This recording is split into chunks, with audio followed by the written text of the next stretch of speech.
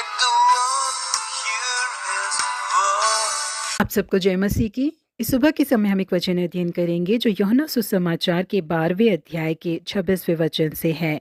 यदि कोई मेरी सेवा करे तो पिता उसका आदर करेगा। एक बार एक माँ काम पर जाने के लिए तैयार हो रही थी। उसने अपने 7 साल की बेटी को बुलाया और उससे पूछा, क्या तुम मेरे जूते को पॉलिश करके दे सकते हो? पहले तो उस छोटे बच्चे ने उस जूतों को बहुत ही ध्यान से देखा और उसके बाद उसके ऊपर जो धूल जमी थी उसे साफ किया और उसके बाद पॉलिश करके उस जूते को बिल्कुल चमका दिया। उसे देखकर बेहद ज्यादा खुश होने वाली उस बच्चे की माँ ने 25 पैसे का सिक्का उसे इनाम के तौर पर दिया। अब माँ का काम पे जाने का समय हो चुका था तो वो घर के बाहर जाकर जूतों को पहनने लगी। पहला जूता तो उन्होंने पहन लिया, परंतु दूसरा जूता पहनते समय उनके पाँव की उंगली में कुछ चुभने लगा। जूते के अंदर क्या है देखने के लिए जब बच्चे की माँ ने उसे झाड़ा तो उसके अंदर से एक कागज का टुकड़ा आकर बाहर गिरा। उसे खोलकर जब उसने देखा तो उसे पता चला कि उसमें वो 25 पैसे का सिक्का मौजूद है जिसे उसने अपने बेटे को इनाम के तौर पर दिया था। उसके साथ ही उस बच्चे ने अपनी माँ के लिए एक चिट्ठी भी उसमें लिखकर रखा हुआ था। उसमें क्या लिखा हुआ है उसे जानने के लिए उसकी माँ ने बहुत ही उत्साहता के साथ उसे खोला। उस खत में बच्चे ने लिखा था कि माँ, इन पैसों के लिए मैंने आपके जूतों को पॉलिश नहीं किया। आपसे मैं बेहद ज्यादा प्रेम करता हूँ, इसीलिए मैंने इन्हें पॉलिश किया। इन पैसों को आप अपने पास ही रख लीजिए।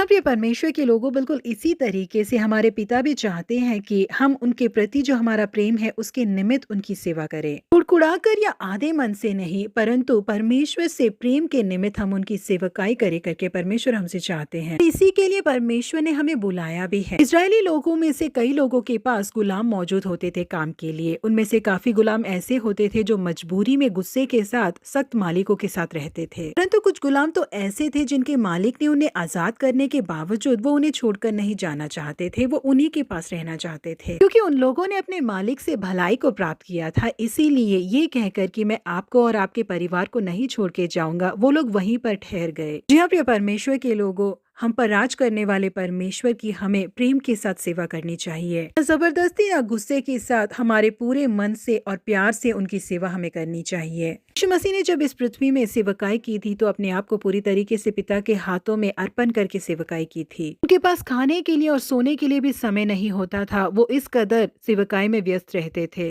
कहते थे कि पिता की इच्छाओं को पूरा करना ही मेरा भोजन है। पुत्र के करने के लिए पिता ने जिन जिन आदेश को दिया था उन सबों को यीशु मसीह ने पूरा किया। अपने शरीर के द्वारा उन्होंने पिता के नाम की महिमा की। प्रिय परमेश्वर के लोगों, अब हमारी बारी है, हमारा समय है। इस पीढ़ी के लोगों को परमेश्वर से प्रेम करके उनकी सेवकाई करनी है। परमेश्वर ने हमें जो समय, मौके, प्रतिभाएं, पढ़ाई और पैसे दिए हैं, इनका इस्तेमाल करके हमें परमेश्वर के नाम की महिमा करनी चाहिए। जब हम सच्चे दिल से उनकी सेवकाई करेंगे तो वो हमें यूं ही नहीं छोड़ेंगे। जिस यीशु मसीह की सेवकाई करते हैं वो मनुष्यों के समान नहीं है। हम उनके नाम के निमित्त प्यार भरे जिन प्रयासों को करते हैं वो उसे कभी नहीं भुलाते। अन्याय करने वाले परमेश्वर नहीं है। हमारे सेवकाई के अनुसार हमें भरपूर आशीषों को वो देते हैं। यहाँ यीशु मसीह कहते हैं कि यदि कोई मेरी सेवा करे तो पिता उसका आदर करेगा। इसलिए हम जो यीशु मसीह के हैं, हम ईमानदारी से उनकी सेवकाई करें, वो हमारा आदर करके हमें आनंदित हो। प्रभु आप सबों को आशीषित करे। Have a blessed week ahead.